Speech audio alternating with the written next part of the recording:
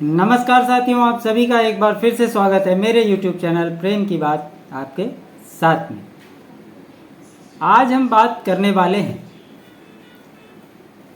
बिहार की राजनीति में जो अभी अभी ताज़ा परिवर्तन हुए हैं उसके मायने क्या है।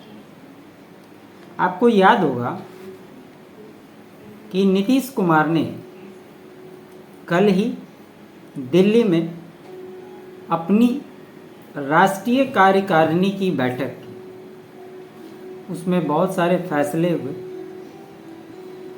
और संजय झा को राष्ट्रीय कार्यकारिणी में कार्यकारी अध्यक्ष का पद दिया गया, या यूं कहा जाए कि संजय झा अभी नीतीश कुमार के बदले सारे फैसले जेडीयू में लेते हुए आपको नजर आएंगे।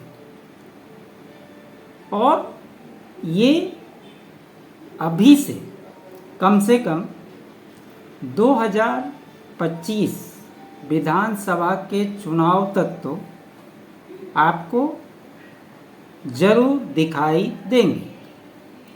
अब सवाल ये उठता है कि संजय झा को ही नीतीश कुमार ने क्यों चुना।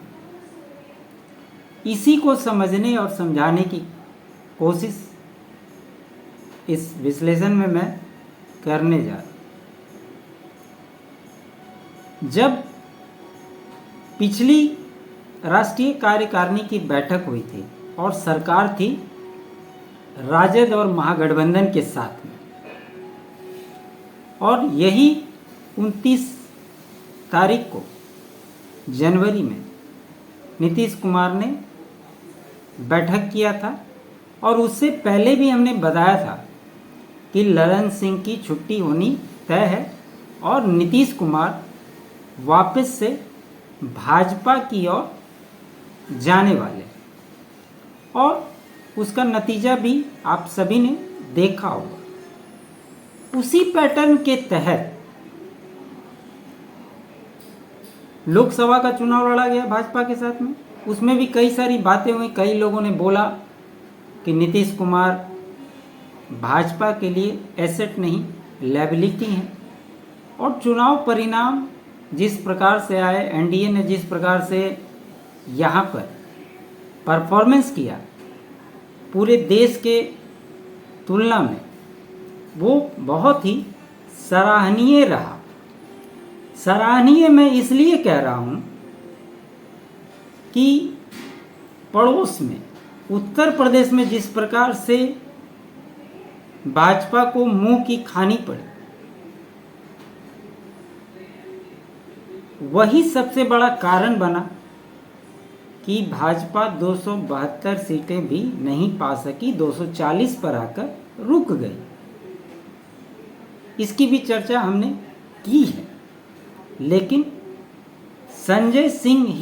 संजय झा ही क्यों, बात आज इसकी करनी है।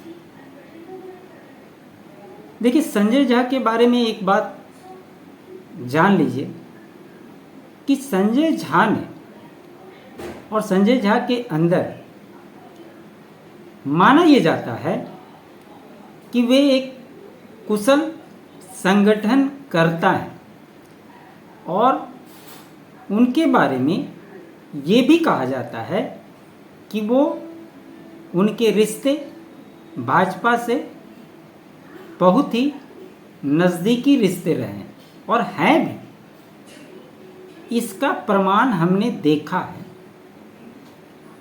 जब नीतीश कुमार ललन सिंह को हटाते हैं, खुद राष्ट्रीय अध्यक्ष बनते हैं, और जो भाजपा की ओर उनका कदम बढ़ता है, ऐसा माना जाता है कि ये सारी भूमिका बात करने से लेकर सीट शेयरिंग तक, लोकसभा चुनाव कैसे लड़ा जाएगा, किस मुद्दे पे वो साथ रहेंगे, किस मुद्दे पे वो विरोध में रहेंगे, ये सारी बातों की चर्चा पहले ही हो गई थी और ये सारा कुछ तय किया था संजय झा ने।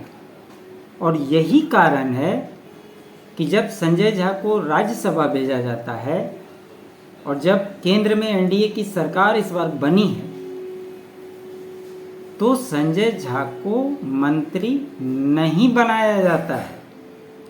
लेकिन पिछले चुनाव की भी चर्चा थोड़ी सी कर लेते हैं। 2019 में जेडीयू 17 सीटों पर लड़ी, उसमें 16 सीट जीती थी। लेकिन जब मंत्री बनाने और बनने की बात हुई थी तो जनता दल यूनाइटेड की ओर से जो प्रस्ताव दिए गए थे वो प्रस्ताव खारिज हो गए। लेकिन इस बार आपको पता है कि बिहार से 8 मंत्री बने हैं। चूंकि भाजपा और जेडीयू की सेम सीटें आई हैं, 12-12 सीटें। भाजपा कोटे से भी मंत्री जो हैं 3, जेडीयू से भी हैं 3, एक चिराग पासवान, एक जीतन राम मांझी। 8 मंत्री फिलहाल अभी बिहार से बने हुए हैं केंद्र में। इसमें भी बड़ी भूमिका संजय झा की रही है। अब इसके उलट दूसरे पैटर्न को समझते हैं।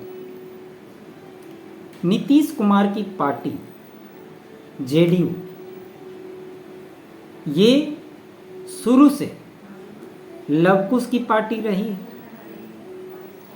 और ऐसा कहा जाता है कि इसमें स्वर्ण जाति से आए हुए लोगों का बहुत स्थान नहीं हो पाता है। लेकिन लोग ये भी कहते हैं कि क्या ललन सिंह की जो स्थिति बनी, क्या वही स्थिति कहीं संजय झा की भी ना हो जाए। लेकिन मैं इसके विपरीत उस क्रोनोलॉजी की बात करता हूं जो नीतीश कुमार ने अपनाया है और जिन्हें भी ये लग रहा है कि लोकसभा चुनाव में चूंकि भाजपा को 240 सीटें आई है, नीतीश कुमार की 12 सीटें और चंद्रबाबू नायडू की 16 सीटें, ये बहुत महत्वपूर्ण इस गठबंधन के लिए है, इसमें कहीं कोई दो राय नहीं है। लेकिन जो ये आस लगा के बैठे हुए हैं कि नीतीश कुमार पाला बदल लेंगे, महागठबंधन और आईएनडीआई गठबंधन में चले जाएंगे, तो ये आपको दूर दूर तक नहीं होने जा रहा है। ये बात भी तय है। जिन्हें जो सोचना है वो सोच सकते हैं, उसके लिए कहीं कोई दिक्कत की बात नहीं है। कई मंत्रियों, कई विधायकों के बयान भी आपने आरजेडी के सुने होंगे कि नीतीश आ जाएंगे, नीतीश नाराज हैं, ये हैं वो हैं। लेकिन ये बातें पूर्ण रूप से क्लियर हो गई कि नीतीश कुमार भाजपा के साथ ही रहेंगे और एनडीए के साथ मिलकर 2025 विधानसभा का चुनाव लड़ेंगे। अब सवाल ये उठता है कि नीतीश कुमार को ऐसी क्या जरूरत पड़ेगी जो ये कयास लगते हैं। ये एक दबाव बनाने की राजनीति है विपक्ष की कि नीतीश जो चाहेंगे करवा लेंगे मनमाने ढंग से। देखिए ऐसा कुछ है नहीं और भाजपा को भी ये अच्छे से पता है कि बिहार में सरकार चलाने के लिए सामंजस्य की ज़रूरत है और केंद्र में भी सरकार जो चल रही है उसमें भी नीतीश कुमार उतने ही जरूरी हैं। तो भाजपा कभी भी जानबूझकर अपने पैर पे कुल्हाड़ी तो नहीं मारेगी। भले तमाम नेता अलग अलग बयान देते हों, लेकिन इससे जो अभी की एनडीए है, राज्य से लेकर राज्य बिहार भाजपा से लेकर केंद्र के जो बड़े लोग हैं वहाँ तक मैसेज क्लियर है कि नीतीश कुमार को साथ में लेके चलना, और इसीलिए सम्राट चौधरी ने बयान दिया था। उन बयानों के मायनों को भी आपको समझना पड़ेगा। उन्होंने स्पष्ट तौर पे कहा कि नीतीश कुमार के नेतृत्व में 2025 में चुनाव लड़ा जाएगा। दूसरी बात, सरकार ने जातीय गणना जो कराई थी, जिसको हाईकोर्ट ने निरस्त कर दिया, उस पर भी सम्राट चौधरी के बयान बहुत मायने रखते हैं। उन्होंने तुरंत ही इस बात का खंडन किया कि हम सुप्रीम कोर्ट तक जाएंगे और इस मुद्दे को वहां रखेंगे। चूँकि ये विधेयक पास हो गया है राज्य सरकार के द्वारा, तो हम चाहेंगे कि ये आरक्षण का लाभ ऐसे ही मिलता रहे। इस बयान के मायने क्या है? ये बयान यही बताते हैं कि किसी भी तरीके से एनडीए मजबूत स्थिति में जिस प्रकार से है उसी स्थिति में रहे, इसमें किसी भी प्रकार की कोई भी दरार न पड़े। तो इन चीज़ों को इसलिए भी मैं बता रहा हूँ क्योंकि ये आपस में एक दूसरे से जुड़े हुए हैं, और कहीं ना कहीं संजय झा के कार्यकारिणी के द्वारा कार्यवाही अध्यक्ष बनाने का इससे एक बड़ा गहरा लगाव इस पैटर्न को यही बताता है। क्योंकि भाजपा जब नीतीश कुमार से अलग होकर अपनी पॉलिटिक्स बिहार में जो कर रही थी, वो नीतीश कुमार के वोट बैंक में सेंधमारी करने के लिए सम्राट चौधरी को आगे बढ़ाया, प्रदेश अध्यक्ष बनाया और बहुत सारी शक्तियां उन्हें दी कि वो फैसले ले सकते हैं। अब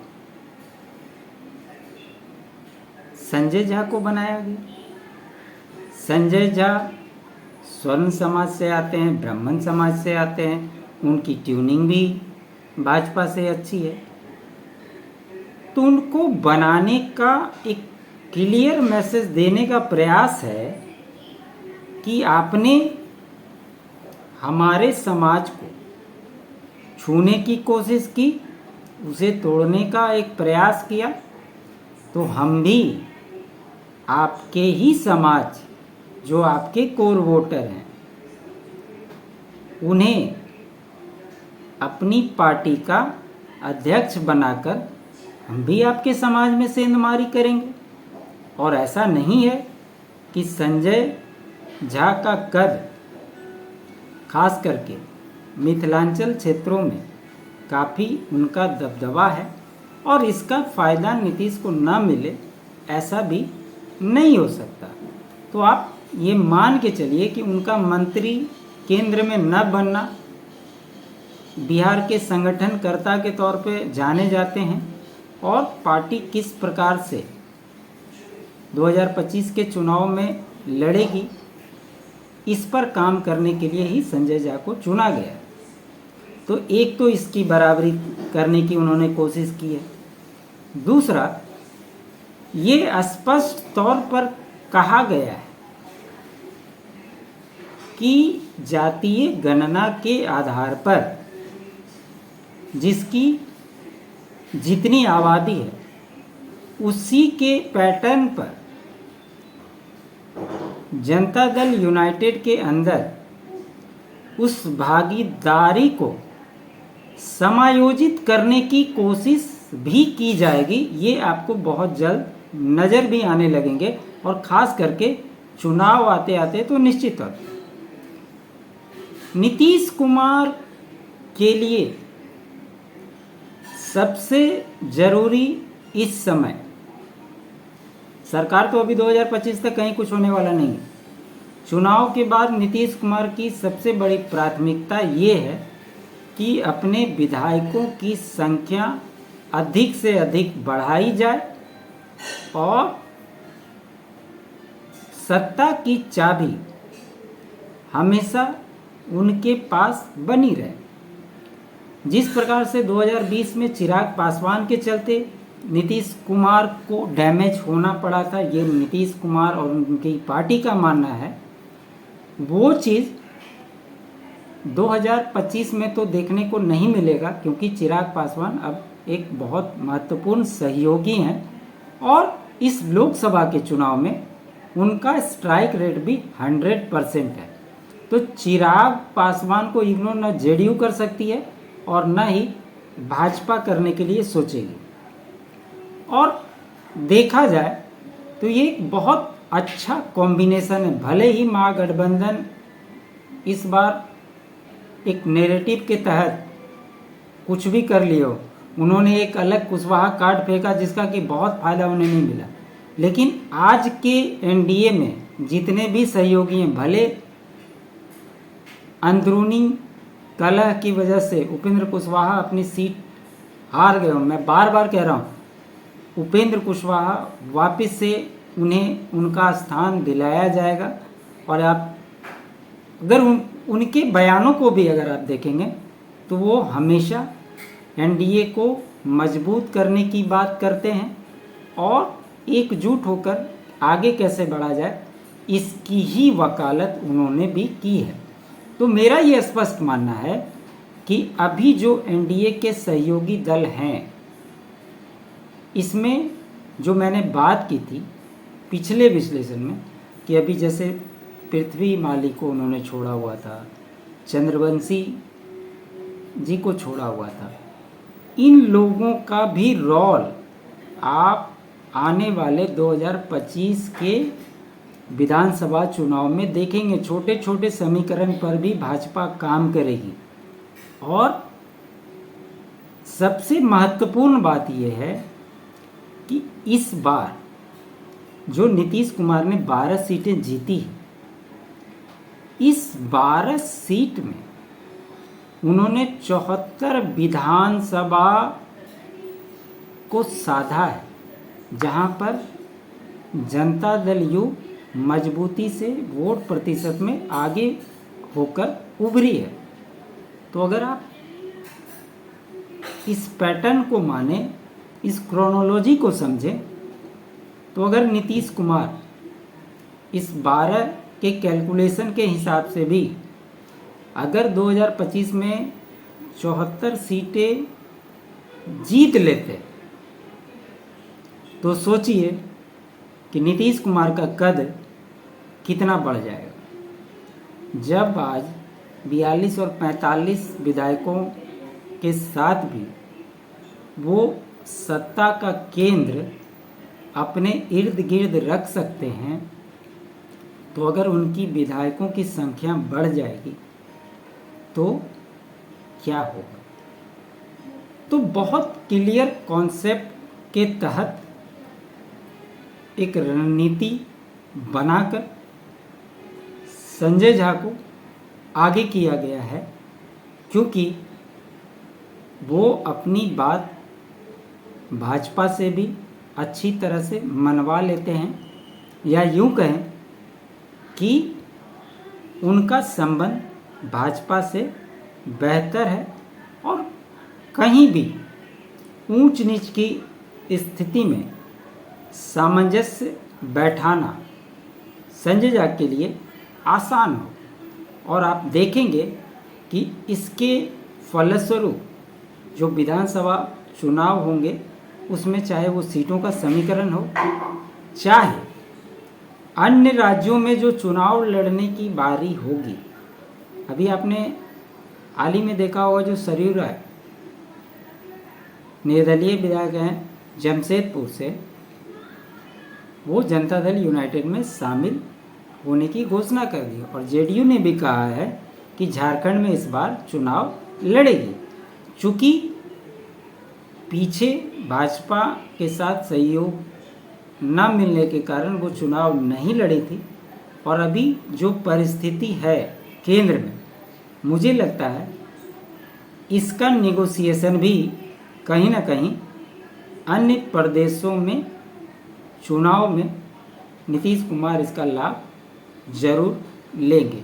इन सारे समीकरणों को देखते हुए संजय झा को आगे किया गया है और आप देखेंगे कि संजय झा आने वाले दिनों में इन्हीं सब बातों पर काम करते हुए आपको नजर आएंगे। तो यही इस बैठक की मुख्य बातें थी और इसके मायने क्या थे, हमने जो समझा वो आप सभी को बताया। आपको ये विश्लेषण कैसा लगा ज़रूर बताइएगा। लाइक करिएगा, शेयर कीजिएगा। चैनल सब्सक्राइब नहीं किया है तो अधिक से अधिक चैनल को सब्सक्राइब भी कीजिएगा और दूसरे से भी सब्सक्राइब ज़रूर करवाइएगा। आप सभी का बहुत बहुत धन्यवाद।